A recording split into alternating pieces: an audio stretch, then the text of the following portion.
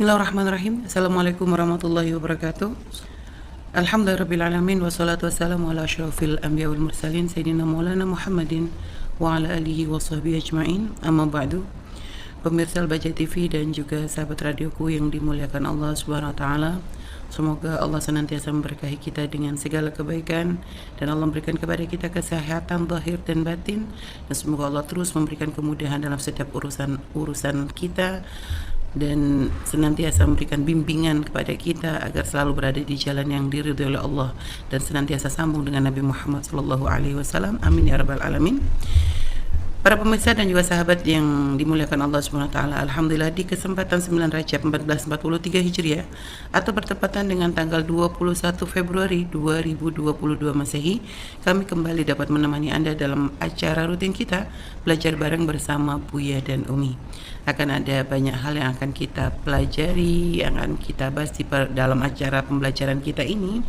Dan seperti biasa di dalam acara belajar bareng bersama Buya dan Umi ini, kami akan berikan kesempatan kepada para pemirsa dan juga sahabat untuk bisa bertanya dan berkonsultasi langsung dengan Buya, baik melalui via WhatsApp ya, melalui via WhatsApp di 081 321461079, atau Anda bisa bergabung melalui via telepon kami di 085 2847 00147. Baik para pemirsa Al-Baja TV dan juga sahabat radio yang dimuliakan Allah SWT, bagaimana kabar Anda di pagi ini ya?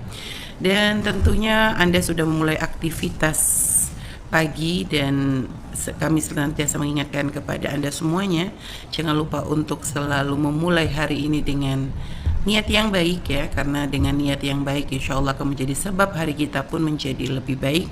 Dan apa yang kita lakukan dengan niat yang baik tadi, dengan menyambungkan niat tadi dengan Allah, urusan kita dengan Allah, dengan Rasulullah, maka segala aktivitas kita semoga akan dinilai sebagai ibadah.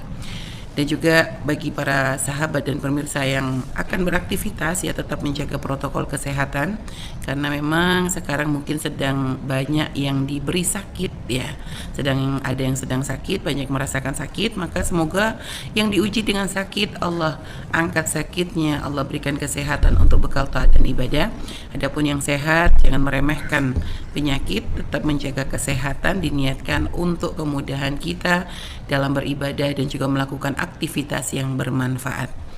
Baik pemirsa Al-Baja TV dan juga sahabat radioku yang dimuliakan Allah SWT, sebelum kita mulai acara ini, seperti biasa Umi akan menyapa Bu yang sudah hadir bersama Umi di studio. Assalamualaikum Bu ya. Waalaikumsalam warahmatullahi wabarakatuh.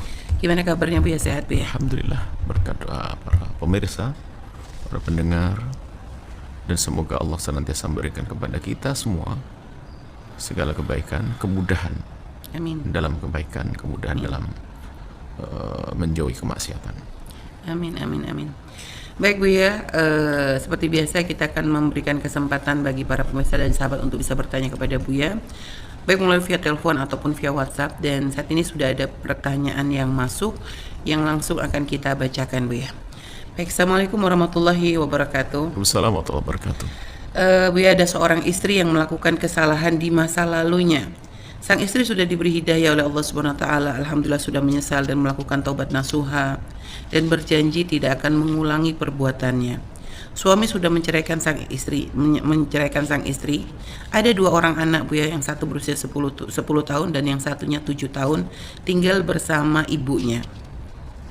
Mantan suami membuka aib si istri kepada atasan sang istri sehingga sang istri berhentikan dari pekerjaan padahal masih mempunyai hutang cicilan. Sang suami menghina si istri depan atasannya sambil berteriak-teriak dengan julukan khusus gitu ya, yang diberikan kepada istrinya.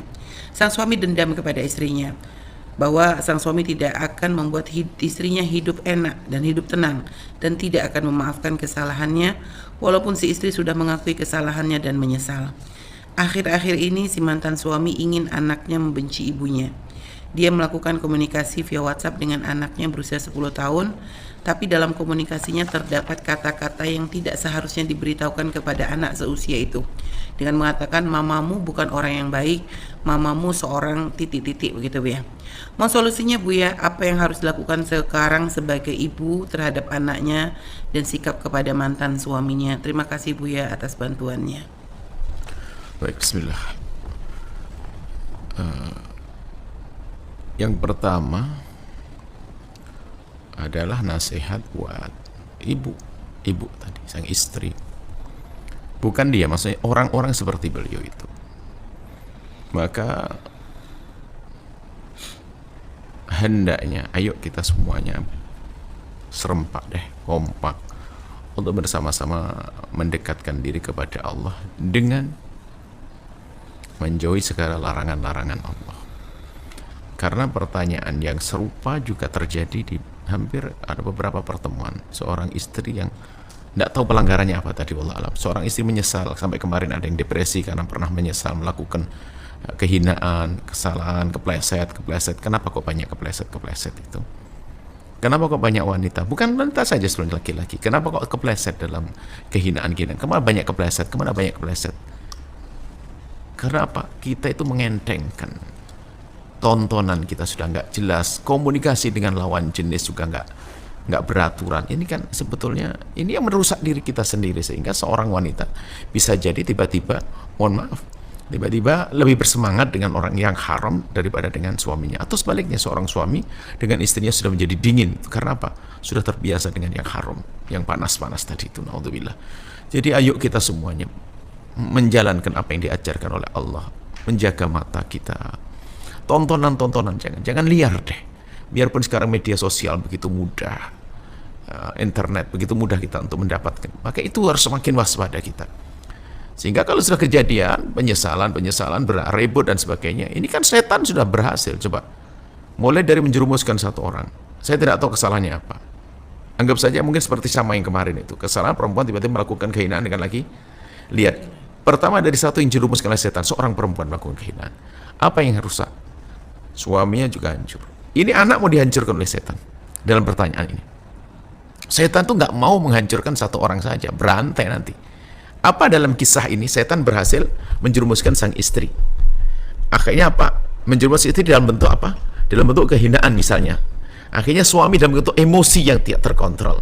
Dengan emosi yang terkontrol, dia ingin meracuni anak-anaknya. Yang hancur berapa coba? Banyak. Makanya yuk kita menjaga deh, hati-hati deh. Jangan media sosial, hubungan komunikasi dengan naudzubillah, takutlah kepada Allah. Itu semua dari kita. Selagi tidak halal jangan main-main. Ini yang pertama. Yang kedua, indah di dalam Islam. Kalau seandainya seorang suami melihat istrinya melakukan kehinaan, itu ada dua pilihan. Melihat ya, bukan katanya. Sekarang permasalahan isu katanya sudah jadikan seperti keyakinan. Kalau seandainya seorang suami benar-benar tahu suaminya istrinya melakukan keharaman, kehinaan, zina anggap saja, semoga Allah menjauhkan kita dari zina, maka pilihannya adalah dua. Apalagi sudah punya anak dia, bersabar dan mendidiknya sampai tuntas menjadi orang tobat. Ini luar biasa, ini hebat. Tentunya mendidik dengan baik, dididik. Atau kalau memang dia tidak kuat, bukan diucapkan di lisan, tetapi nasihat berdua khusus, bukan di depan orang, nasihat kemudian apa? Dilepas, dicerai begitu saja. Anak pun nggak perlu tahu kalau ibunya melakukan kehinaan. Sudah berpisah, selesai. Bilang ke anaknya adalah baik-baik, selesai. Bukan mengangkat suara di depan orang banyak, menghinakan istri, apalagi di depan anak. Ini kan meracuni anak. Maka indahnya perjanjian dalam imsak, maksud imsak bil ma'ruf. Kalau ingin berkumpul yang baik. Kalau berpisah, tasrih bi ihsan. Dan cari sampai begitu indahnya dalam Islam. Kalaupun terjadi perceraian, bukan karena sebab itu. Semua perceraian dalam Islam itu, lihat, suami hendaknya memberikan namanya mut'ah. Mut'ah itu adalah setelah jaminan kehidupan setelah dicerai nanti, biar lancar mencari pasangan yang baru lagi, lebih bagus kehidupannya. Apakah itu rumah atau hadiah atau apa saja. Jadi dianjurkan suami bukan dengan dendam dan permusuhan. Nah, kalau sudah orang tidak melalui jalur normal kayak begini ini, berarti ada yang sakit. Ada yang sakit. Ya, sakit imannya bisa saja, sehingga tidak punya keimanan, sehingga ingin melakukan apa saja ya. Atau ya tadi sakit mentalnya, maka sakit. Jadi mungkin yang bersangkutan laki-laki, Anda wanita yang sang istri hendaknya tobat, selesai, Allah Maha Kasih. Allah Maha tahu dengan tobatnya kalau sungguh-sungguh akan diampuni. Dan nanti akan ditutup aib itu kan mudah, asalkan dia sendiri tobat yang sesungguhnya. Biarpun sudah dibongkar depan atasannya, dihentikan, nanti akan ditutup oleh Allah dengan mudah. Biarpun ternyata sebab rezekinya dihentikan oleh suami, Allah akan kasih sebab yang lainnya, harus ada yakin itu. Dan itu mungkin kita husnudoni, itu adalah termasuk sebab pengampunan dosanya yang Allah berikan, sehingga bebas dari dosa perempuan tersebut. Tapi sekarang yang mengerikan adalah sang suami. Aduh, naudzubillah, nasib buruk dia. Dia tanpa sadar ingin menghancurkan anaknya. Sampai kapanpun sang anak akan terngiang-ngiang di benaknya, bahwasanya dia punya ibu yang seperti itu. Loh, ini kan ayah yang bodoh. Kalaupun ibunya tidak baik betul di depan matanya, tidak harus anak itu menilai jelek, atau anak itu menjadikan. Mungkin suatu ketika di saat dewasa, atau kalau tiba-tiba anak tahu, itu harus kita tafsiri begini-begini. Supaya anak itu tidak membenci ibunya. Sekarang malah ditanamkan kebencian. Sejelek apapun sang ibu, sang anak tetap punya kewajiban berbakti. Cuman berbakti itu disesuaikan dengan keadaan. Kalau ibunya na'udzubillah suka melakukan kehinaan, suka minuman keras, maka cara berbaktinya adalah bagaimana dengan cara yang hebat untuk menghentikan ibunya dari minuman keras. Ibunya pernah berzina, menghentikan dari zina, terus itu. Tapi kalau dasar anaknya sudah diajari untuk menghinakan seperti sang bapaknya menghinakan, maka anak akan menjadi durhaka pada akhirnya. Maka kami sampaikan kepada siapapun, biarpun tidak ada permasalahan berat seperti yang diceritakan. Kalau terjadi perceraian, hei hamba Allah, imsak bil ma'ruf tasrih bi ihsan. Ajari anakmu, kalau Anda bercerai dengan istri Anda, ajari anak Anda untuk bisa baik dengan ibunya. Jangan takut masalah anakku diambil oleh dia. Memang ibunya mau gimana? Seorang istri gak usah takut diambil oleh ayahnya, memang ayahnya. Cuman kalau masalah pendidikan, mungkin ayahnya nggak benar. Kasih pesan istimewa kepada sang ayah, wahai mantan suamiku, biarkan anak ini baik dulu saya didik. Nanti suatu ketika akan aku kembalikan kepadamu. Kasih jaminan semacam itu. Bukan rebutan malah nggak benar nanti sehingga anak bikin bukan broken home itu anak dipecah begitu loh psikologinya. Broken home itu. Karena apa? Di depan sang ayah dimanja sama anaknya. Pokoknya ikut aku, minta apa saja diturutin. Ini akhirnya minta yang nggak benar dituruti gara-gara apa? Sang ayah takut anaknya bersama sang ibu. Di saat giliran dengan sang ibu pun juga sang ibu menuruti semua keinginan anak. Yang penting tidak ke ayahnya, akhirnya anak rusak. Itu broken begitu. Tapi kalau ternyata perpisahan dengan cara yang baik, tetap saja ditanamkan penghormatan kepada ayahnya, sang ibu ngajari seperti itu sang ayah, nggak broken dia. Dalam Islam ada perceraian tapi dengan cara yang baik. Jadi ya ini saya yang nasihati siapa, yang laki-laki yang bermasalah ini belum tentu dengar. Tapi kami akan menyampaikan kepada yang lainnya. Jangan jadikan perceraian itu betul-betul sebab kehancuran. Masih ada 2 anak tadi. Mestinya yuk sudah. Itu adalah mantan istriku adalah siapa? Dan dia berkata gitu. Mantan istriku itu adalah ibu daripada 2 anakku. Kan mestinya ngomong gitu. Demi kecintaan kepada anakku akan aku jaga. Selesai. Tapi dia dendam. Loh, dendam itu kan sudah sakit hatinya. Kekotoran hati dan sebagainya. Kebencian. Dan bisa jadi ada mental. Hari ini kan kita banyak, hampir setiap hari kita ada orang kena depresi. Mentalnya, karena apa? Kok sampai sejauh itu? Oke lah dikhianati ini, sudah selesai cukup. Sudah dipisahkan, sudah selesai. Tidak harus kita, sudah dicerai, biar sang istri menikah dengan laki-laki yang baik. Dan laki-laki menikah dengan perempuan yang tambah harus diperpanjang menjadi dendam, kebencian, permusuhan. Islam tidak mengajarkan semacam itu. Baik, ada sikap si istri itu bagaimana Bu ya dengan kondisi yang sekarang ini Bu ya? Dia hijrah ke tempat yang lain karena terus anak-anak Bu ya? Anak dibawa kalau bisa. Dan lalu kan tadi si ayah sudah menceritakan kepada anak begini yang harus dilakukan istri itu. Suatu ketika Allah yang menutup aib. Boleh nggak istrinya mengatakan enggak ayahmu tuh bohong? Enggak usah begitu. Enggak salah paham. Itu ada fitnah dari luar dan sebagainya. Fitnah di luar memang subhanallah itu kan aja. Suatu ketika masih anak kecil enggak paham. Anak kecil nggak pahaman, nggak bisa mencerna. Akhirnya dengan perilaku yang baik. Suatu ketika sudah di saat mulai diajak bicara, 10 tahun sudah boleh diajak bicara. Justru malah tidak fokus karena kesan pembelaan bagi sang ibu juga nggak enak bagi sang istri. Sayang, aku dipisah dengan ayahmu ada yang ketiga, iblis sebetulnya maksudnya.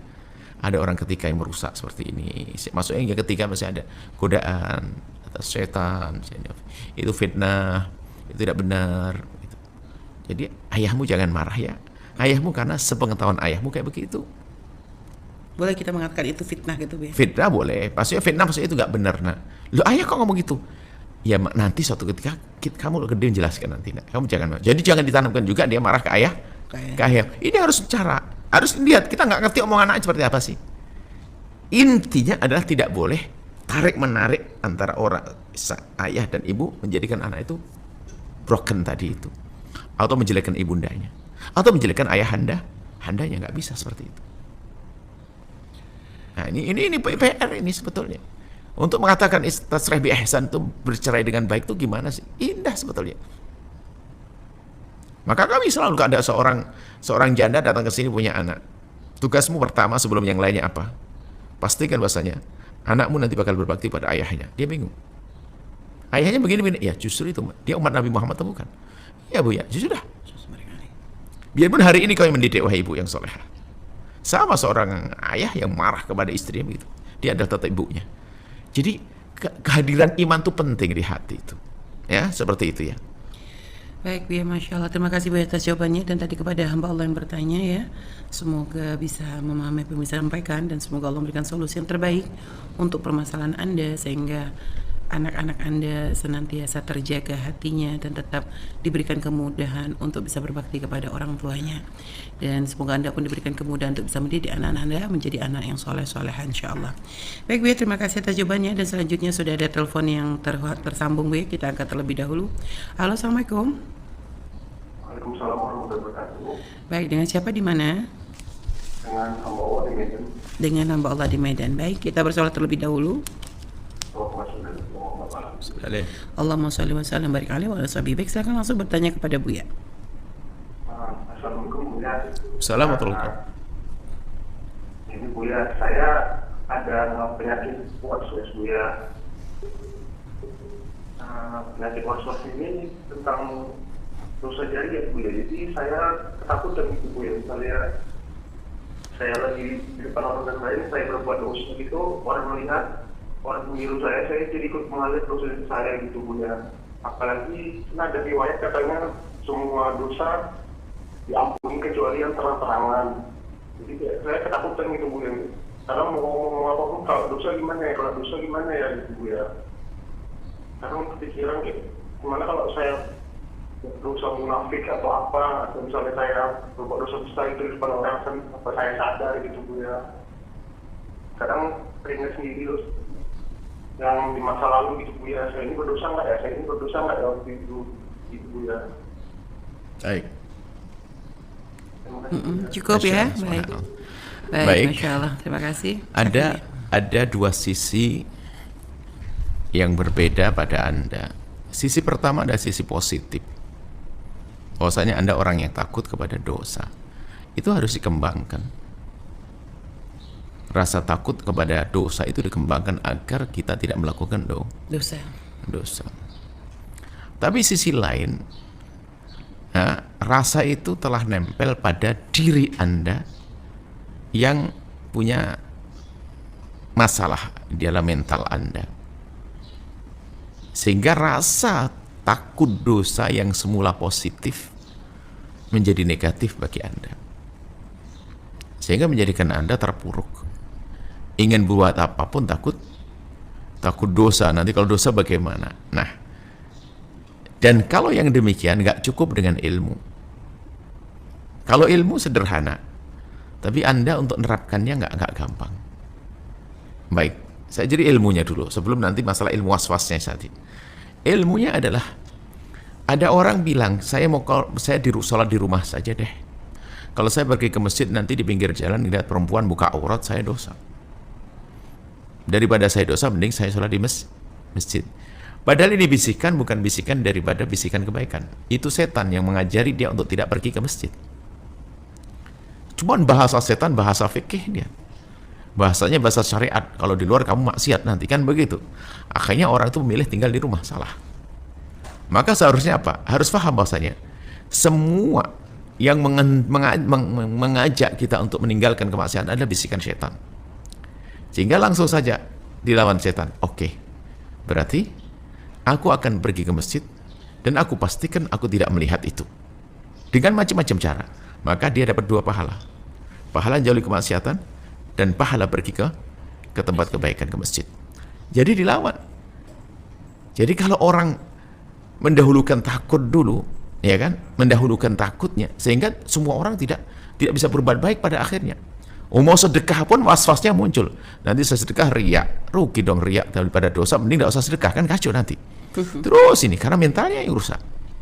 Tapi lakukan kebaikan dan sambil kita meninggalkan kemaksiatan, maka kita dapat pahala double. Jadi rasa takut Anda kepada dosa adalah positif, dan itu pupuk, suburkan itu semuanya. Tapi Anda harus tahu Allah Maha Pengampun. Allah Maha Pengampun dengan segala dosa yang dilakukan seorang hamba, asalkan dia serius dalam memohon ampun, akan diampuni. Kemudian Anda berusaha untuk menjauhi kemaksiatan tersebut. Nggak usah Anda. Ini secara teori ilmu, tapi permasalahan Anda punya was-was. Anda kepikiran ke sana. Jadi sekarang untuk mengobati, tentunya ahlinya yang mengerti dalam urusan was-was. Sebetulnya urusan Anda bukan was-was, urusan dosa saja. Kalau dicermati biasanya orang itu semula adalah was-was bersuci saja. Ada was-was dosa. Sebetulnya kalau dilacak lebih jauh lagi, dia tidak hanya was-was di situ. Dalam banyak hal dia was-was. Sebab yang masalah bukan objek, bukan permasalahan apa tadi dosanya, bukan permasalahan airnya, tapi permasalahan di mental Anda. Jadi Anda mungkin datang pada psikolog juga dalam hal ini. Saya bukan bagiannya. Kami hanya mengarahkan saja. Nanti kalau kami sudah selesai, kalau sekolah saya baru ngomong. Jadi ini psikolog, Anda ada ahlinya. Ahlinya Anda akan diberi pengarahan, sehingga itu ada ilmunya sendiri. Dan kami ingatkan kepada siapapun yang punya permasalahan psikologi itu, jangan lalu menganggap ini pasti saya udah gila, malu kalau saya dibawa ke sekolah berarti saya gila. Oh enggak. Kita itu semua punya potensi untuk kena masalah psikologi. Karena kita mental, seperti kulit itu potensi untuk korengan. Ya itu namanya kulit. Yang nggak punya kulit nggak akan korengan, kan begitu ya. Jadi seperti itu. Yang punya jantung ya mungkin jantungan, kan sakit jantung. Karena ada jantungnya. Yang nggak ada jantung nggak ada sakit jantung. Sehingga Anda punya mental, mungkin sakit mental. Maksudnya kepada semuanya kami seru. Yang punya gejala-gejala yang semacam ini, jangan dibiarkan, karena itu kan kemana-mana. Ini terbukti yang kita was-was. Ini nggak akan bisa berbuat baik. Karena berbuat baik pun takut dosa. Berbuat baik takut dosa. Pastinya kita punya, siapa sih dari kita yang nggak berdosa? Tapi kehebatan kita di saat kita berdosa, lalu kita mohon ampun. Dan kita menjauhkan dari dosa, semampu kita. Seperti itu. Jadi, kemudian urusan was-was itu adalah memang was-was secara umum itu kalau kita mendengar, bukan yang dari yang kita baca, yang kita was-was itu nggak boleh dilawan. Orang nggak akan mampu melawan was-wasnya dilawan, ini nggak bisa. Ini kayak orang nyinyir itu. Jadi kalau kita lawan tambah jadi dia itu was-was itu, ya kan? Tapi was-was itu nggak dituruti juga kacau, bahaya. Maka was-was itu ada cuekin, maksudnya kita mengalihkan yang lainnya. Di saat Anda ingin melakukan itu, sudahlah, Anda kerjain yang lainnya sampai mental Anda kering, itu lukanya, borok mental Anda itu kering, nanti sembuh. Jadi Anda harus punya aktivitas. Ini hal begini, ini pakarnya lebih ngerti bagaimana untuk mengalihkan ini sampai sembuh. Kalau mungkin sederhananya, kalau kita mungkin pertolongan pertama pada kecelakaan psikologi lah, kalau PPPK gitu kan.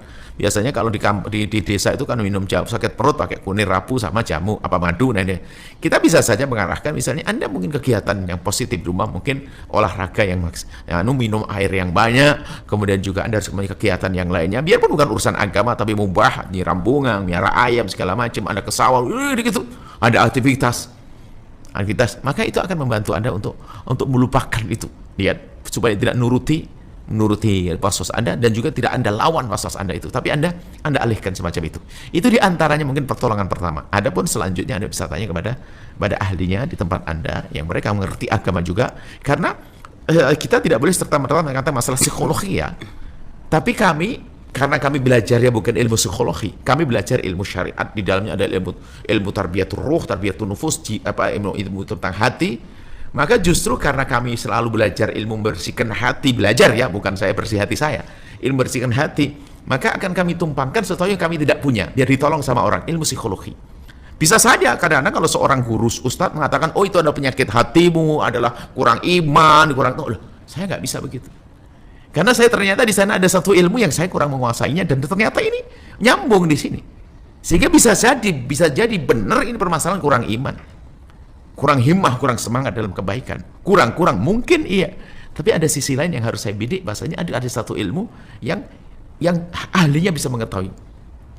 Makanya di pondok kita pun hari ini gencar kita untuk bagaimana semua guru, semua ustadz harus belajar ilmu itu agar bisa menyelesaikan permasalahan umat. Baik, itu saja. Jadi Anda punya masalah psikologi, Anda hendaknya datang kepada ahlinya, kemudian setelah itu Anda turuti, ikuti, insya Allah sembuh. Dan yang pertama adalah kepada semuanya, semua harus sadar kalau dia sakit. Orang yang tidak menyadari sakit, bagaimana akan diobati? Anda pergi ke dokter, dokter obati saya, dia ngomong sakit apa kamu? Nggak ada, ya nggak bisa dokter ngobati.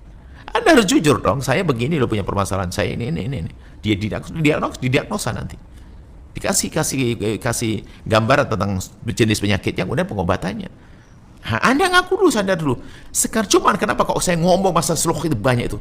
Sebab banyak orang katanya dia punya ilmu, karena pendidikan tinggi, tapi dia nggak sadar, nggak punya kesadaran. Disuruh pergi psikologi katanya nggak mau, dianggap gila dan sebagainya. Ini adalah unik, makanya kita pengen, kenapa kok saya ngomong di psikologi. Karena saya juga pusing, saya kayak saya kena juga, karena setiap di pertanyaan bermajelis kita, permasalahan psikologi. Berarti ilmu ini harus dipelajari dong. Harus belajar ilmu ini. Saya pun stres ini. Saya juga stres juga nanti.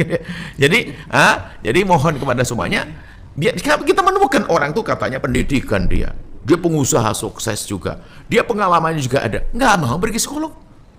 Katanya apa? Nggak mau, pokoknya ajib. Dia tahu sakit, kenapa nggak mau? Dia nggak nyadari, maka sadar sakit. Nggak apa-apa. Cuman kalau dibiarkan bisa jadi gila beneran, saya takut-takutin ini. Sama, koreng di jempol itu biasa mula-mula, itu biarkan bisa diamputasi loh ya.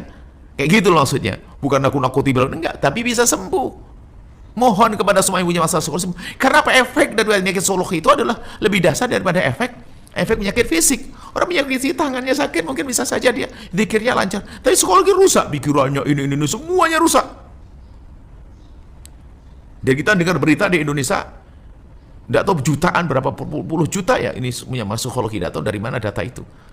Saya juga mengatakan wah itu nggak jauh, apa? Wong kita aja tidak pernah survei, tidak pernah mengadakan angket tidak pernah mengadakan sensus. Kita juga biasa ini majelis sih, ketemu orang maka permasalahan adalah orang nggak menyadari kalau dia punya sakit, kemudian dia tidak berobat. Ini bahaya sekali. Dan dia tuh nularnya apa?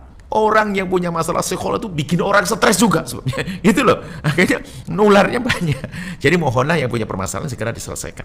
Dan tolong kepada ahlinya yang punya ilmu psikologi. Anda mungkin dengar suara ini. Anda bisa bergabung, yuk kita buat satu. Kami lagi merintis, mohon ini. Saya ingin menyadarkan juga yang punya ilmu ini, agar kerinduannya untuk Anda punya ilmu psikologi, biarkan begitu saja. Jadi dosen hanya jadi dosen saja, bagus jadi dosen ngajar yang lainnya. Tapi ternyata harus ada penanganan yang spesial kepada masyarakat yang lebih serius lagi dalam hal ini. Yang punya keahlian ilmu, ayo kita bergabung, atau kita pesantren-pesantren belum ada kesadaran masalah ini di tempat-tempat banyak. Kita harus mensosialisasikan kesadaran masalah ilmu ini. Bukan mengajari mereka, paling tidak mereka sadar kalau punya masalah datang ke ada ahlinya. Ini saja, semoga Allah menjaga semuanya. Baik, Buya, terima kasih Buya. Insyaallah, terima kasih atas jawabannya. Dan tadi kepada hamba Allah dari Medan ya, semoga Allah memberikan kesembuhan dan menghilangkan was-was Anda. Tadi kata Buya, jangan dilawan tapi juga jangan dituruti. Mungkin Anda bisa mengalihkan pikiran Anda supaya tidak terfokus kepada apa yang tadi Anda rasakan, dan juga termasuk cara pengalihan yang baik, yaitu mungkin Anda buat kegiatan-kegiatan yang sekiranya akan menjadikan Anda bisa lebih tenang, lebih nyaman ya, aktivitas-aktivitas positif ya, mungkin seperti tadi kata Buya, merawat berternak ya Bu ya, mungkin ya, atau berkebun atau apapun yang sekiranya itu bisa untuk menjadi satu terapi ya, untuk menjadikan sebab Anda bisa sembuh insyaallah. Baik Bu ya, terima kasih atas jawabannya. Dan kepada pemirsa Baca TV dan juga sahabat radio yang dimuliakan Allah SWT, tetap bersama kami, dan karena kami akan kembali setelah jeda yang berikut ini.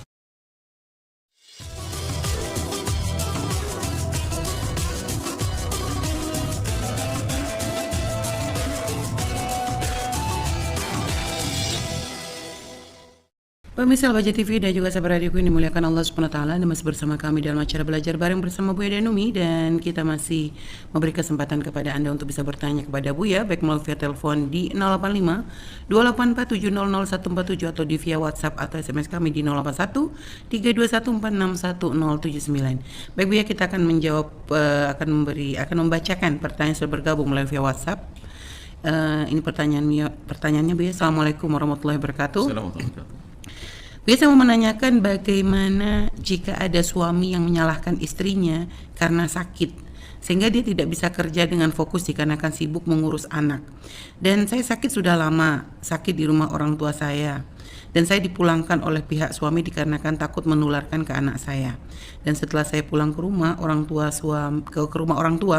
suami jarang menengok, hanya sebatas telepon menunjukkan aktivitas anak saya saja. Terkadang omongannya itu selalu memarahi saya jika saya menasehati.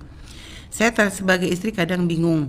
Saya disuruh pulang oleh pihak suami, tapi ketika saya disuruh pulang ke rumah orang tua oleh pihak suami, tapi ketika dia capek mengurus anak, dia selalu menyalahkan sakit saya. Bagaimana Buya? Dan Sakitnya apa, nggak ada? Tidak disebutkan sakitnya Buya. Mohon tanggapan Buya seperti itu, bagaimana perilaku suami itu? Wahai para suami dan wahai istri, orang sakit itu bukan kemauan dia.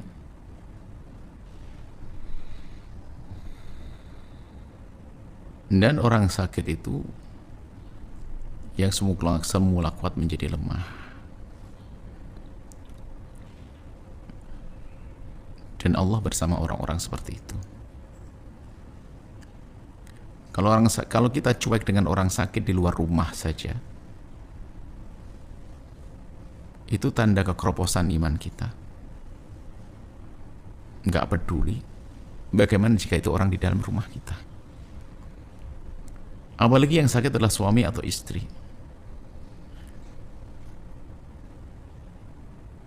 Mestinya yang harus kita lakukan adalah bukan sekedar pengobatan, mengobati mereka atau mencarikan obat. Tapi lebih dari itu harus kita tambahkan, tingkatkan kasih sayang dan sebagainya. Karena apa? Orang sakit. Sampai Allah dalam hadis qudsi berfirman, "Abdi maritu falam ta'udni." Mengingatkan hamba, dulu aku sakit, kenapa? Aku sakit kok tidak kau kunjungi aku, Allah berfirman. Seorang hamba berkata, "Ya Allah, bagaimana engkau sakit? Engkau bukan engkau Tuhan semesta alam?" Iya, maksudku. Nah, Allah menjelaskan, aku di sini Allah memang. Cuman maksudnya apa? Ada fulan sakit, seorang hambaku sakit, kau biarkan dia. Coba kau perhatikan dia, niscaya kau akan menemukan aku bersamanya. Maksudnya apa? Rahmat Allah. Artinya orang sakit dengan segala keberkahan. Maka kami ingatkan kepada semua keluarga, kalau di rumahmu ada orang sakit, sebetulnya kalau Anda faham, akan dibuka pintu kebaikan yang banyak melalui orang sakit ini. Biarpun kita nggak boleh cari sakit. Artinya apa? Biar orang yang sehat ini adalah peduli. Ambil keberkahan. Berlomba-lomba. Kalau mungkin seorang adik yang sakit, kakak berlomba untuk, apalagi ini seorang istri, ibu daripada anak-anaknya. Itu kan hidup model siapa yang habis mandi sepah dibuang, waktu masih sehat di giliran sakit kemudian. Bukan begitu cara hidup umat Islam itu. Islam nggak ngajari semacam itu. Kalau permasalahannya adalah penyakit yang memang takut menular, nggak tahu penyakitnya apa, misalnya hari ini kan ada COVID ya.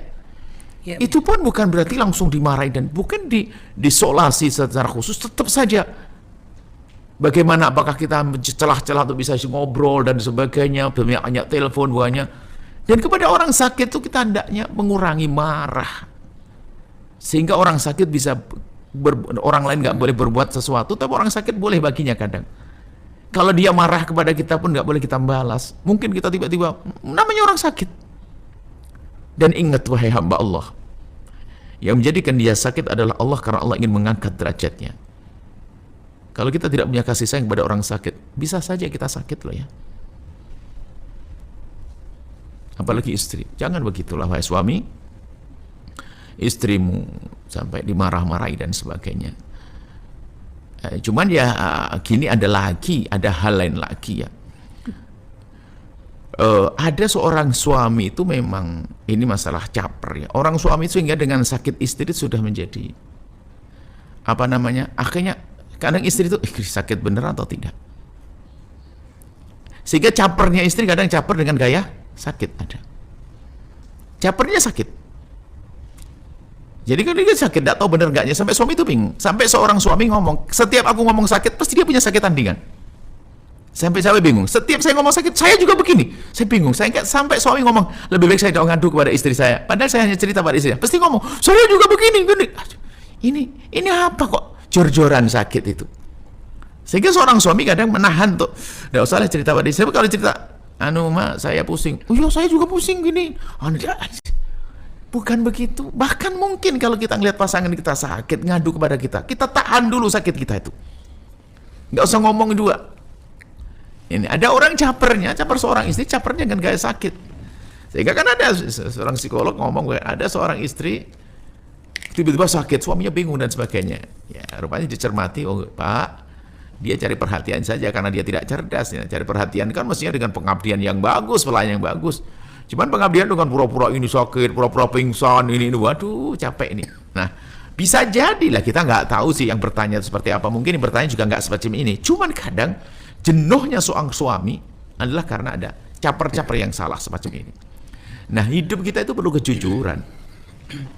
Kejujuran, betul, sampai kita menemukan seorang suami sampai ngomong kepada istrinya kalau sakit nggak berani dia. Sebab pasti punya tandingan sakit, pasti sama. Aku juga gitu, aku juga gitu. Aku pengen cerita sakit, pakai aku juga. Ini adalah hal yang tidak boleh berlaku pada siapapun. Kalau ada istri ngadu sakit, oh Masya Allah, perhatikan dulu, nggak usah. Aku juga gini atau sebaliknya. Kemudian kalau pengen caper dengan pengabdian, caper dengan kasih sayang, caper dengan pengorbanan, bukan cara. Makanya kita tidak tahu, bisa jadi seorang suami menjadikan itu karena terlalu banyak capernya, bukan sakit yang sesungguhnya. Seperti halnya ngidam itu kan bener ada itu. Cuman kadang-kadang ada tambahannya itu, mumpung itu karena suaminya nggak pernah ngelayan begitu, mumpung ngidamnya sedikit kan. Tapi jangan sampai suami mengatakan wah ngidam, sampai suami mengatakan lah ngidam istriku bohongan itu.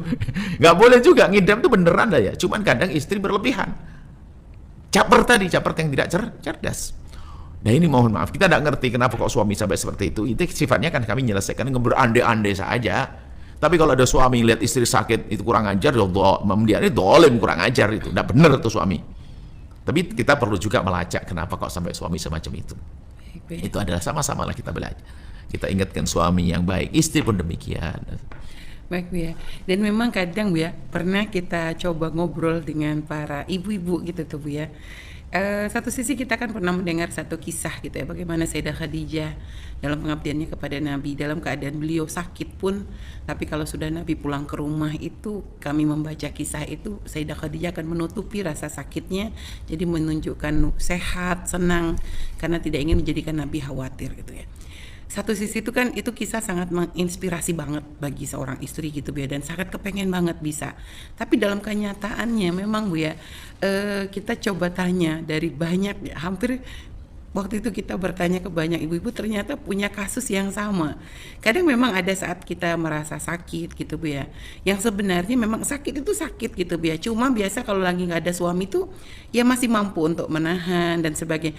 Tapi nggak tahu kalau ada suami tuh tiba-tiba tuh kayak apa ya Bu ya, kayak semakin ya mungkin kata Bu ya tadi, apakah caper ataukah bentuk manja atau gimana, juga kadang ya begitu tiba-tiba nanti begitu ngeliat suami tuh air mata tuh langsung netes gitu tuh Bu ya, karena itu di luar kontrol kita gitu tuh Bu ya. Dan juga bahkan sampai pernah ada yang sampai cerita padahal tadi waktu belum ada suami itu jalan tuh masih bisa sih walaupun pegang, tapi gila sudah ada suami tuh langsung lemes gitu tuh Bu ya, sampai derajat begitu. Nah ini nih apakah seperti ini nih dosa Bu ya bagi para wanita atau gimana Bu ya? Asalkan tidak bohong, kenapa sih? Asal tidak bohong, selesai. Pokoknya jangan bohong gitu saja. Dan juga suami kita sama-sama, kita tidak ngasih itu istri caper, enggak. Suami kadang-kadang ada caper kerjaan, pulang ke rumah tuh kok caper, padahal di luar tuh main di luar tuh, nanti sampai di rumah, hidup nggak begitu dong. Kalau ketemu kayak Nabi tuh, biarpun di medan laga capek kena sakit, ketemu istri semangat begitu loh. Jadi ayolah kita, ada pun sakit, ntar dulu tunda. Kemudian juga wahai para istri, kalau ternyata ngadu kepada suami tentang sakitnya, kok suami tidak respon, itu jangan langsung marah, karena suami waktu ngadu istri itu yang dipikir dokter mana, obat yang bagaimana, macam-macam gitu. Ini istrinya emosi, saya sakit dia berarti peduli. Mulai dari awal laporan itu sebenarnya yang ada masuk ke hatinya, gimana menyelesaikan problem ini, ngikir rumah sakit mana, duitnya juga bagaimana, kan begitu. Iya, Bu ya. Coba dia ini, yuk ini hidup yang indah aja deh gitu. Jangan suami yang benar, istri yang benar gitu. Kalau sakit manusia. Kalau istri Anda bukan manusia, bina boneka, ya nggak akan ada sakit. Paling robek bonekanya atau patah itu. Ini manusia normal, ada lapar, ada ini, ada. Tolonglah, memahami itu penting banget. Memahami pasangan itu penting banget. Pokoknya satu, tidak berbohong. Itu ya, Masya Allah. Baik Bu ya, insya Allah semoga yang sakit diberi kesehatan ya, dan juga Maksudnya berbohong ini, mohon maaf, tidak pura-pura sakit, nggak Iya, sakit. Kalau misalnya justru menutupi, sakit ternyata ditunda dulu sakit, enggak. Maksudnya Pak, itu menutupi dulu dalam tempo tertentu penting, karena tidak mampu kalau memberikan tahu saat ini suaminya lagi capek, nanti aja, boleh saja begitu. Jadi bohong yang dibenarkan itu, bukan. Tapi gue pura-pura sakit, ini semuanya ini ada. Nah, ini ada. Dan bahkan ada sebagian perempuan yang ngadep kepada kami memang jujur, dia memang berbohong karena memang suami saya paling cuek sedunia. Kok itu bahasanya? Dulu sedunia lagi enggak tahu mereka. Ada model-model begitu. baik Bu ya. Baik Bu ya, terima kasih Bu atas jawabannya, dan tadi kepada yang sakit semoga diberikan kesehatan ya. Intinya semuanya ayo kita berupaya untuk sehat, karena dengan kesehatan itu ada banyak hal baik yang bisa kita lakukan ya. Beribadah juga semakin lebih nyaman, dan juga pengabdian kepada suami, anak, dan juga kepada umat insya Allah menjadi lebih maksimal. Baik Bu ya, selanjutnya sudah ada telepon yang terhubung, kita akan mengangkat terlebih dahulu. Halo, Assalamualaikum. Waalaikumsalam warahmatullahi wabarakatuh. Baik, dengan siapa, di mana? Hamba Allah Di Kalimantan. di mana? Kalimantan. Di Kalimantan. Baik, silakan bersolat terlebih dahulu. Allahumma sholli ala sayyidina Muhammad wa ala alihi wasallam. Allahumma sholli wa sallim barik alaihi wa sahbihi. Baik, silakan langsung bertanya kepada Buya. Assalamualaikum warahmatullahi wabarakatuh. Waalaikumsalam warahmatullahi wabarakatuh. Saya izin bertanya Ustaz. Silakan. Bagaimana kita tidak terkena air liur anjing? Hukumnya gimana Ustaz? Gimana? Air liur? Bagaimana? Halo, terputus? Terputus. Mungkin bisa diulang kembali karena tadi pertanyaannya masih gimana Bu ya? Mau dijawab? Sepertinya berkaitan juga dengan Itu masih nyambung. halo? Assalamualaikum. Beda lagi Bu ya. Baik Bu ya. Baik, Assalamualaikum. Silakan. Assalamualaikum Bu Baik. ya Umi. Waalaikumsalam warahmatullahi wabarakatuh. Dengan siapa, di mana? Dengan Ahmad Najjar Umi dari Palembang. Masya Allah. Masya Allah. Baik, dengan sahabat Ahmad dari Palembang. Semoga sehat. Semoga sehat. Bu ya pengen yang tanya bukan was-was lagi nih. Semoga sehat. Mulai Amin. Anda ini siapa ini? Silakan. Silakan langsung. Silakan bertanya kepada Bu ya. Assalamualaikum Bu ya. Wassalamualaikum warahmatullahi wabarakatuh. Bu ya maaf ini nervous teman Bu ya. Agak silakan. Baik, silakan. Jadi gini Bu ya, waktu ini kan waktu saya was-was Nah, cara itu. saya pusing. Mulai kemarin saya dengan pertanyaan was-was saya jadi stres juga akhirnya. Saya bilang semoga bukan was-was, Anda was-was lagi pusing ya. Taib. Innalillah, semoga sembuh lah. Nah, terus gimana? Silakan. Baik.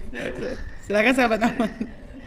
Pas was-was cara itu saya pernah ini Bu ya kayak terbesit terbayang tentang kemurtadan gimana kalau saya ini. Nah, terus pernah lagi saya itu nonton YouTube-nya Buya tentang orang yang was-was murtad gitu Buya. Akhirnya saya itu kayak iseng sendiri bilang gini, aku murtad gitu Buya. Nah, setelah itu dalam hati saya berpikir, apa iya sih dengan ucapan itu saja bisa murtad gitu. Nah, saya beberapa hari yang lalu nonton ceramahnya siapa itu Ustaz. Katanya kalau ada orang yang bilang aku kufur walaupun nggak nih itu sudah murtad. Jadi saya ketakutan Bu ya, apakah saya harus akad ulang dengan istri saya karena kejadian itu waktu itu istri saya belum melahirkan Bu ya. Baik. Cukup? Cukup. Anda bisa dengar langsung atau diputus? Kalau Anda tak putus, tak jawab pendek saja ini. Saya mau dengar langsung insya Allah. Baik, insya Allah sudah selesai pertanyaannya. Selesai. Ini kaidah semuanya. Orang was-was iman itu tanda ada iman, tidak usah khawatir. Kalau Anda tidak beriman sudah nantang Allah mulai kemarin. Jadi orang was-was iman ada iman. Cuman kalau dibiarkan was-was itu bahaya, akan menjadi keluar dari iman. Tapi selagi masih ada was-was iman, takut iman saya masih ada, berarti masih ada imannya. Sudah, selesai jawabannya. Setelah itu kuncinya kalau was-was, Anda tidak usah mikirin masalah ini lagi. Anda tidak usah mikirin kalimat murtad. Ganti lagi kalau Anda pengen kalimat murtad, la ilaha illallah, Allahumma shalli Muhammad, dirubah dengan kalimat yang lain.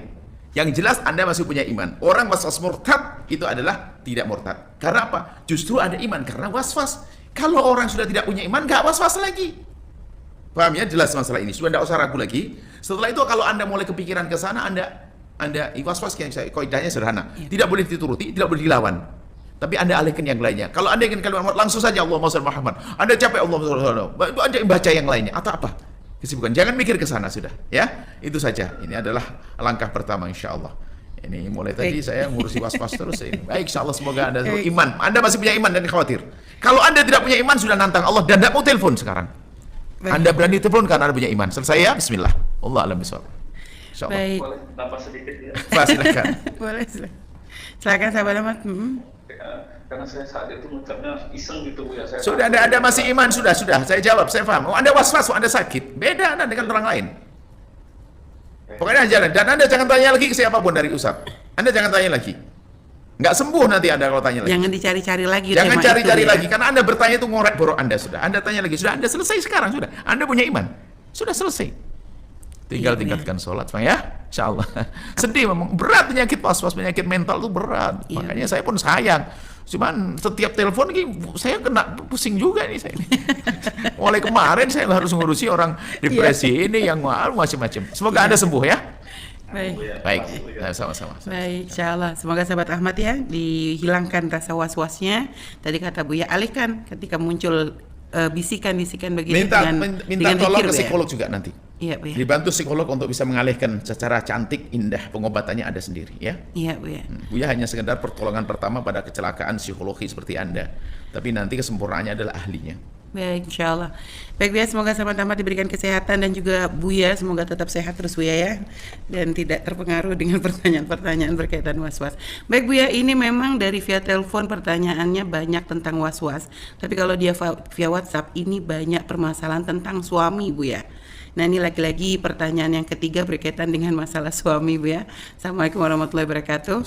Buya, saya hamba Allah di Taiwan, Buya. Buya, saya sudah dicerai talak 1 oleh suami dan saya ada niatan untuk menikah lagi, tapi mantan suami mengancam, Buya.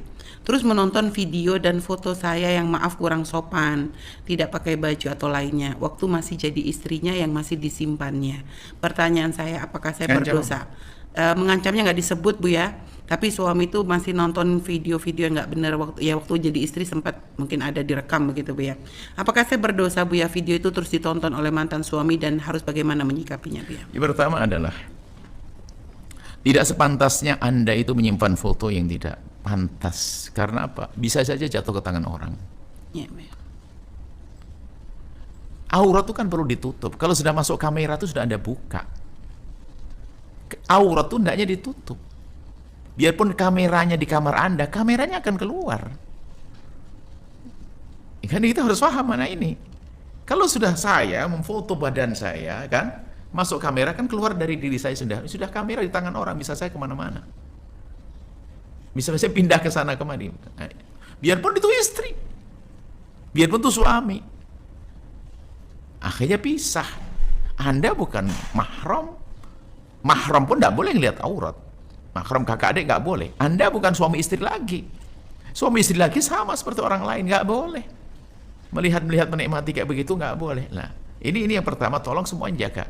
Jangan hanya karena senang berlebihan lalu. Nah, untuk sampai ada satu orang itu termasuk itu ya laki-laki mental ya, sakit mental. Ada orang suami istri itu istrinya itu sampai sedih gili. Suami saya kalau main dengan saya itu selalu minta di video. Ini kan sakit gila. Ya, Bu. Ini kan untuk nikah senang. Nggak tahu untuk apa itu semuanya. Bukankah kesenangan pribadi antara suami istri? Baik, ini yang pertama. Jadi kemudian selanjutnya adalah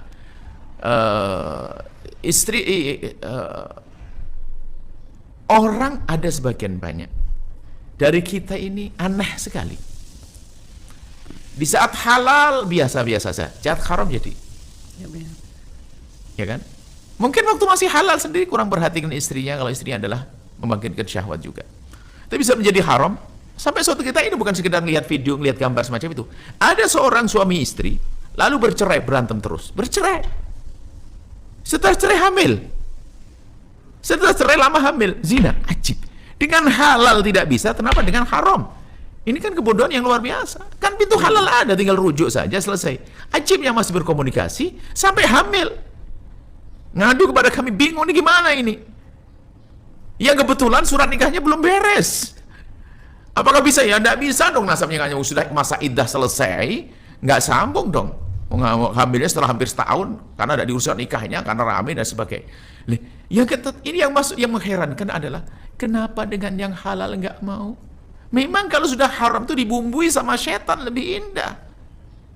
Kan bukan begitu, innar tuhfat bil syahwat, memang yang namanya neraka itu dibumbui oleh setan dengan syahwat. Maka kami ingatkan kepada siapapun, justru ini lebih bahaya lagi, karena mohon maaf, biarpun mantan suami istri itu punya pengalaman indah, perceraian dan lebih berhati-hati. Ya, naudzubillah. Jadi suami anda istighfar saja. Kalau dosa ya, mungkin anda ikut bagian juga, kenapa juga anda mau difoto-foto begitu dan sebagainya. Mungkin rasanya untuk kan suami saya dan sebagainya, ya kan. Hendaknya anda usah foto-foto sampai buka aurat yang besar itu ya. Mungkin kalau foto-foto berduaan yang ini lain cerita kan itu. Ya. Baik, untuk pribadi, privasi ya, jangan bawa keluar. Nah, kemudian anda, bismillah, kalau anda mau rujuk tadi katanya? Dia mau nikah lagi malah. Mau nikah lagi. Nggak usah khawatir, biarkan menikah lagi, nikah lagi.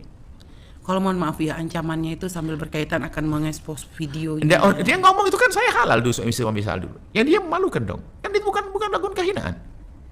Iya, ya. Hanya mungkin malu saja urusan ini. Ya, enggak. Bilang suami, kalau suami anda yang baru orang baik, akan faham. Berarti memang yang jelek mantan suami dulu. Kan jelas, kan kebaya. Kalau orang cerdas nggak akan marah ke anda. Kecuali suami anda yang sekarang bakal orang bahlul. Itu kan bukan anda yang ekspos kan. Justru menunjukkan bahwa, oh ya pantesan kamu bercerai dengan suami dulu. Kan begitu, anda nggak usah khawatir. Yang penting gini, anda berbenah. Yang nutup Allah nanti sudah. Anda berbenah, anda tidak akan melakukan yang serupa. Anda baik-baik dengan suami, selesai. Nikah setelah masa iddah. Nikah, bismillah, halal. Pintu halal jangan ditutup. Saya buka pintu halal seluas-luasnya. Sekarang orang mempersulit pintu halal. Pintu haram dibuka di sana-sini. Alhamdulillah. Baik Bu ya, Masya Allah Bu ya. Terima kasih atas jawabannya, dan mohon maaf Bu ya, kalau ini kasus misalnya pengancaman dengan video-video yang tidak benar gitu Bu ya. Ini kalau tadi kata Bu ya, ini kan kasusnya dia dulu menjadi istri Bu ya. Artinya kalau ada ancaman diekspos video pun tidak masalah. Kalau mohon maaf Bu ya, ada sebagian orang yang mungkin diuji melakukan kehinaan zina atau bagaimana Bu ya, dan terus lalu mohon maaf ada ancaman video disebar gitu Bu ya, bahwa tapi dengan syarat dia tidak akan disebar kecuali menuruti. Nah kalau seperti jangan dituruti, karena orang menyebarkan karena kebodohan, dia orang gila. Anda ngendut orang gila. Kan app buat dia juga sebetulnya. Anggap saja perempuan berzina dengan seorang laki-laki. Laki-laki ngancam menyebar. App dia juga kan, dia bodoh dia. Maka akan kita takuti. Jangan dituruti melakukan dosa yang lain lagi, jangan. Yang nutup adalah Allah, jangan khawatir. Ya gitu Bu ya. Maka tidak Anda hijrah ke tempat yang lain, Anda tidak usah dengan ini, Anda hijrah. Namanya diganti, yang namanya ini fulana menjadi ini, selesai kisahnya. Punya dunia baru, selesai. Sampai dia menikah, nanti berakhir juga kisahnya. Itu hanya cemburu sesaat, marah sesaat. Kalau dia sudah punya kehidupan baru lagi, lupa dengan Anda. Dengan orang itu sudah. Jadi jangan melakukan keharaman. Ancaman-ancaman dari jauh. Kecuali ancaman di depan mau senjata, mau ditembak dan sebagainya, itu lain cerita. Yang kita bisa nuruti karena kita mau dibunuh. Tapi ancaman expose dan sebagainya, tidak usah khawatir. Ini banyak perempuan karena dia takut, ya gara-gara diancam malah diperbudak. Nggak usah takut. Ancaman kok. Itu kan haknya dia juga. Baik, terima kasih. Dan Allah Maha Adil loh ya, Allah Maha Adil, Allah Maha Adil. Kalau Anda wanita sudah tobat, kemudian Anda ingin jaga diri dan sebagainya, biarpun punya masalah, kelak orang yang menyebarkan dia akan hancur, tidak usah khawatir. Baik, yang penting Anda sendiri tidak menyebar, itu sudah selesai. Kalau ternyata kesebar, suami Anda tahu, Allah yang menitipkan hati di suami Anda menjadi semakin cinta. Karena apa? Anda tulus dengan Allah. Loh, kan gitu enak rumusnya, kalau sederhana. Sederhana banget. Wah, nanti kalau suami saya tahu gimana, saya punya masalah kelam. Yang punya Allah. Asalkan Anda memang berusaha untuk menutup aib tersebut. Suami Anda melihat akan bertanya kepada Anda, bahkan mungkin tambah cinta. Kecuali si perempuan dungu bercerita tentang masa lalunya yang kotor. Itu. Baik ya, Masya Allah. Ditolong. Baik ya, terima kasih Bu ya atas jawabannya, dan semoga yang bertanya tadi bisa memahami apa yang disampaikan ya, dan semoga Allah memberikan solusi yang terbaik ya untuk permasalahannya Anda. Baik, selanjutnya Bu ya, kita akan Break terlebih dahulu, dan kepada pemirsa Al-Bahjah TV dan Sahabat Radio yang dimuliakan Allah Subhanahu wa taala, tetap bersama kami karena kami akan kembali setelah jeda.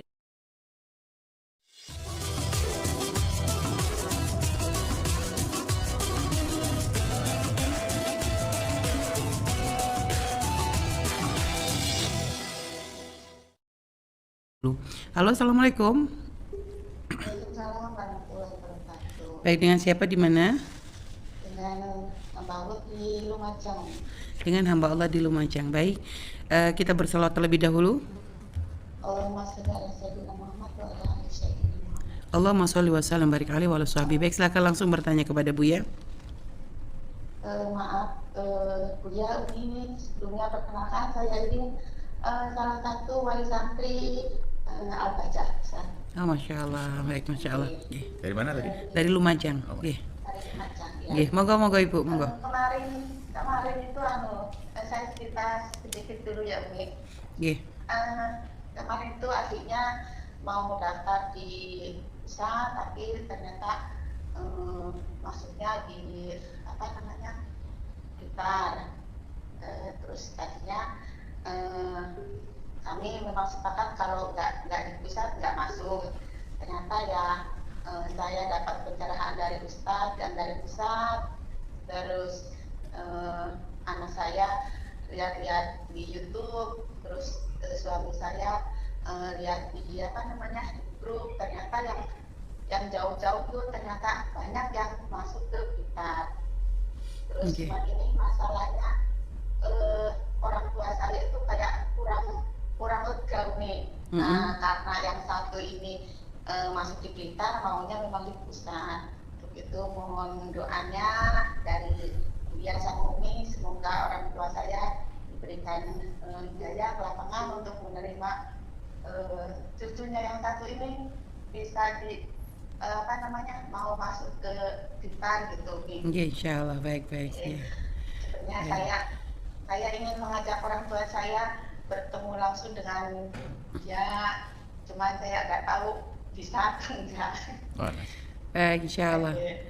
Mungkin nanti akan ada kesempatan mungkin tuh bisa ketemu sama Buya, cuma nanti tinggal diatur mungkin bertepatan kalau pas lagi Buya mungkin atau lagi kunjungan ke Blitar gitu, itu mungkin.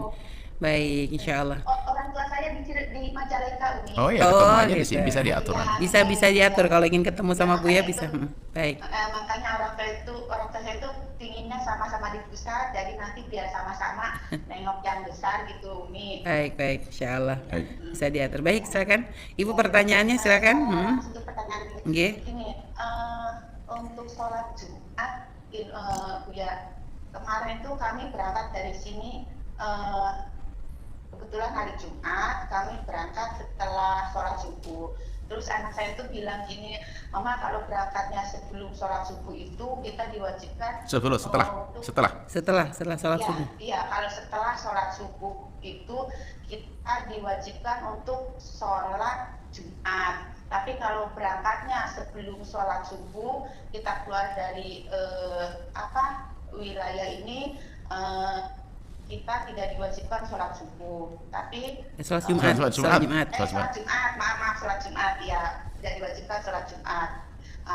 Terus kemarin tuh, ya Mas, nanti kalau waktunya sholat Jumat kita di rest area. Ternyata pas di rest area yang satu itu di situ belum waktunya sholat Jumat, kira-kira masih agak lama. Akhirnya kami melanjutkan perjalanan lagi. Nanti di rest area berikutnya kita berhenti lagi. Ternyata pas di area berikutnya itu baru selesai sholat Jumat ya. Nah itu bagaimana hukumnya Buya? Apakah kewajiban sholat Jumatnya itu gugur karena kami lagi di perjalanan atau bagaimana? Soalnya kalau kami berangkat lebih pagi kayaknya kesulitan juga. Iya, gitu. Terus, bisa dipahami, Bu. Kita tidak bisa memastikan perjalanan dari sini ke sana berapa jam karena memang kondisi tergantung dari kondisi supir sama kelancaran perjalanan itu. Baik, bisa dipahami Ibu. Oke.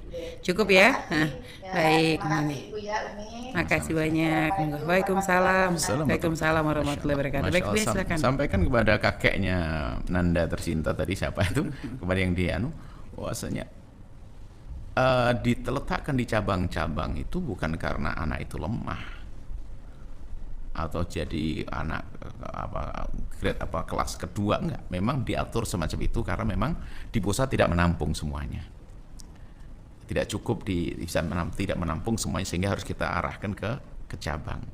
Dan di cabang ada kelebihannya tentunya. Seperti di Blitar sendiri ada, di situ diterapkan juga 2 bahasa nanti, karena kebetulan juga kita memberdayakan teman-teman yang biasa berbahasa yang di daerah Kediri situ, daerah Pare dan sebagainya. Itu kemudian juga anak kami juga di sana, ini tahun depan juga anak kami juga di situ nanti. Jadi mohonlah kepada siapapun ya, nggak penting di mana tempatnya, justru itu kan irama hidup itu indah begitu nanti. Nggak harus kumpul-kumpul, tidak harus pusat semuanya. Ada mungkin bahkan anak kami nanti ini tahun depan ini ada yang di Cianjur, ya kan, dibagi, yang satu ada di Cianjur, yang satu ada di Blitar. Dan kemudian aja jadi cabang-cabang sama, nggak ada beda, diupayakan untuk sama. Jadi bahkan kalau ada bagaimana kamu nggak bisa pindah, belum bisa untuk sementara kalau pindah karena sudah ditata begitu. Semuanya kalau pakai kemuan dari wali santri masing-masing, pondoknya jadi berantakan nanti. Jadi diatur sedemikian rupa, ini adalah sudah diterima, insya Allah demi kebaikan untuk semuanya. Dan ada untungnya, jadi oke lah. Jadi bagi 2. Yang di Cirebon yang banyak kunjung adalah kakeknya, yang di Blitar adalah ibunya. Kan sudah dibagi-bagi gitu aja. Iya. Kalau Panjang dekat itu saja. Kemudian pertanyaannya adalah, betul Anda punya anak sudah ngerti ilmu dia? Dalam mazhab Imam Syafi'i memang betul seperti itu.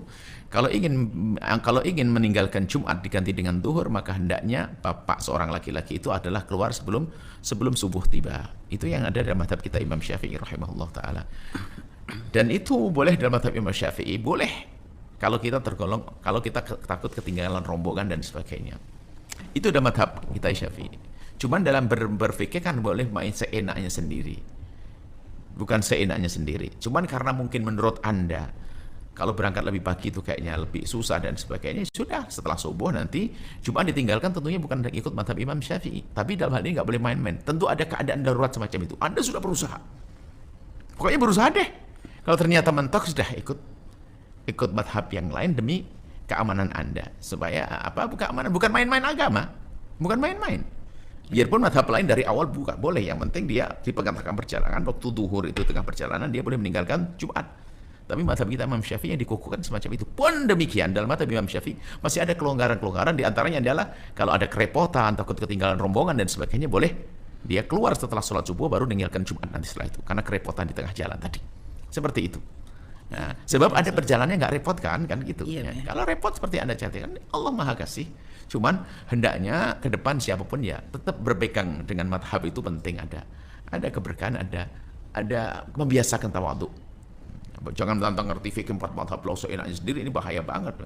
Iya Bu ya, Masya Allah. Baik Bu ya, terima kasih Bu ya atas jawabannya, dan tadi kepada Allah di Lumajang ya. Semoga bisa memahami apa yang Bu ya sampaikan. Masih ada solusi untuk permasalahan Anda. Jadi syariat itu begitu indahnya, begitu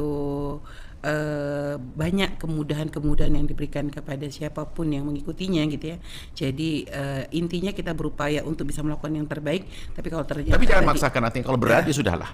Iya, Ikuti iya. madhab lain, nggak ada masalah. Ya juga mungkin termasuk dalam kondisi pandemi seperti ini pun. Oh iya, bisa pandemi solusinya. khususnya. Iya, Khususnya pandemi tidak apa-apa. kalau memang ya Bu ya, memang Pandemi ini. enggak. Baik Bu ya. Baik Bu ya, terima kasih Bu ya. Selanjutnya kita akan membaca pertanyaan yang sudah ada masuk melalui via WhatsApp Bu ya. Assalamualaikum warahmatullahi wabarakatuh. Waalaikumsalam warahmatullahi wabarakatuh. Perkenalkan Bu ya, saya Muhammad Amirul Mukminin dari Kediri, Jawa Timur Bu ya. Bu ya, saya mau bertanya kepada Bu ya. Bu ya, sebelumnya saya pernah menikah dengan seorang wanita yang insya Allah wanita tersebut baik agamanya, tetapi pernikahan kami cuma bertahan 1 tahun Bu ya, dan kami akhirnya berpisah. Saya berpisah dengan istri saya karena orang tua saya tidak restu Bu ya, dan kami berpisah itu sengaja dipisahkan oleh orang tua saya sendiri lewat sihir Bu ya, atau istilah Jawa orang nyebutnya ditaleni. Saat ini saya berpisah dengan orang tua saya karena saya sangat kecewa dengan orang orang tua saya sendiri. Dan saat ini sebenarnya ingin menikah lagi Bu ya, kan tetapi itu sangat sulit lantaran keluarga calon istri pasti mempertanyakan perihal keluarga saya Bu ya. Dan status saya yang saat ini sudah duda, pasti sangat sulit yang bisa menerima keadaan saya. Saya sebenarnya ingin Bu ya memperbaiki kualitas hidup saya dan bergabung mengabdi bekerja di Al-Baja, dan semoga saja dengan bergabungnya saya di Al-Baja bersama Buya, saya semoga bisa segera menemukan jodoh saya dan bisa hijrah berkumpul dengan orang-orang yang soleh di Al-Baja selama sisa usia saya. Mohon tanggapan Buya, apa yang harus saya lakukan? Baik, silakan Buya. Baik, kita hendaknya menjauhkan diri kita dari berprasangka buruk kepada orang lain, apalagi pada ibunda, orang tua. Anda harus tobat. Anda telah menduga orang tua Anda melakukan sihir dengan istilah talainin segala macam, atau apa itu tadi Anda sebut. Nggak boleh menduga orang semacam itu, karena menuduh. Kalaupun seandainya orang tua Anda ngaku, aku sihir dan sebagainya, kita doakan. Apalagi beliau tidak mengaku, nggak usah ke sana. Adapun masalah tidak memisahkan, menceraikan, berarti kan jatuh cerai kan? Ya kan dengan mahkamah, dengan ini bisa saja. Dengan cara, artinya bukan harus karena ada sihir, karena mungkin ada tidak setuju, tidak cocok dengan mantunya atau bagaimana, kan begitu bisa jadi, bukan karena sihir begitu. Baik, ini adalah urusan orang tua. Anda harus prasangka baik kepada beliau. Kemudian untuk masa depan Anda, kalau memang wanita itu baik, menurut Anda baik, bukan baiknya karena Anda sudah cinta buta gula Jawa rasa coklat. Kalau bukan karena itu, maka tidak ada yang bisa melarang. Kalau sudah ketemu kufu, apalagi laki-laki. Kecuali orang tua juga memberikan contoh, memberikan apa? Calon juga. Kalau orang tua hanya melarang saja nggak sah. Ini kebutuhan pribadi yang tidak bisa diwakilkan kepada siapapun. Mungkin caranya lebih cantik. Kami tidak mengajari Anda melanggar orang tua, tapi ini kebutuhan pribadi Anda yang nggak bisa diwakilkan. Asalkan wanita itu menurut Anda baik, normal, menurut pemahaman Anda benar, dan orang tua Anda melarang tanpa aturan, ya enggak. Anda punya kebutuhan pribadi. Tapi tak jauh lebih bagus adalah Anda memang meminta maaf kepada mantan istri untuk dan izinkan biar hidup sendiri lebih bagus, dan Anda mencari yang lainnya lagi supaya Anda dapat keridhaan orang tua juga dalam hal ini. Sebab kalau urusan menikah, biar orang tua tidak ridho, kalau memang orang tuanya yang salah, nggak perlu dipatuhi kok. Jangankan laki, perempuan, ada istilah wali adl. Seorang perempuan seorang perempuan menemukan pasangan calon suami yang sudah sekufu dan sudah melamar yang mau menikah. Kok orang tua melarang tanpa alasan? Nggak boleh dipatuhi orang tua, karena orang tua menjerumuskan, karena ini kebutuhan pribadi. Begitu istimewanya ini. Urusan syahwat ini harus betul-betul diberesin. Kalau enggak, naudzubillah. Sampai orang tua bisa, tapi hendak bisa dilanggar dalam hal ini. Karena apa? Wa'adil, orang tuanya nggak tahu diri. Kecuali dia memberikan pengarahan, dikasih solusi. Makanya urusan pernikahan ini adalah hal besar yang harus perhatikan. Sampai Nabi mengatakan, ini bubahin bikum umma. Bangga Nabi kalau umatnya menikah itu senang. Tentunya dengan cara yang benar, milih yang benar dan sebagainya.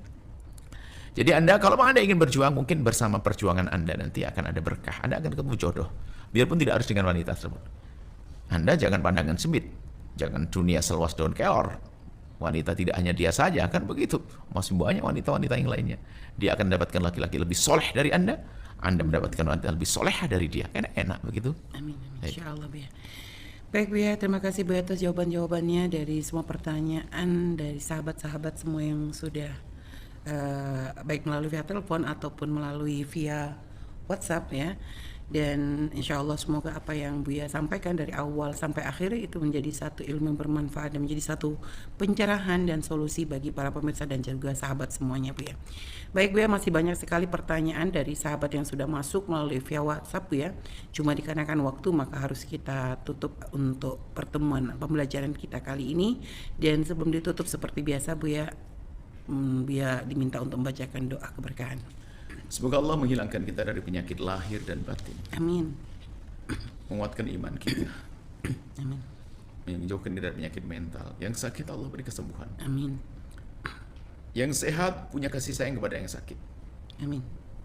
Allah menjauhkan kita dari berbuat zalim.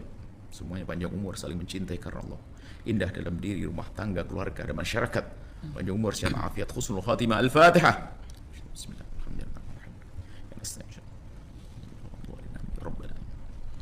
Baik Buya, terima kasih Buya sekali lagi atas apa yang sudah Buya sampaikan kepada kita semuanya, dan semoga Allah memberikan kepada Buya kesehatan, dan juga kepada pemirsa dan juga sahabat radio yang dimuliakan Allah.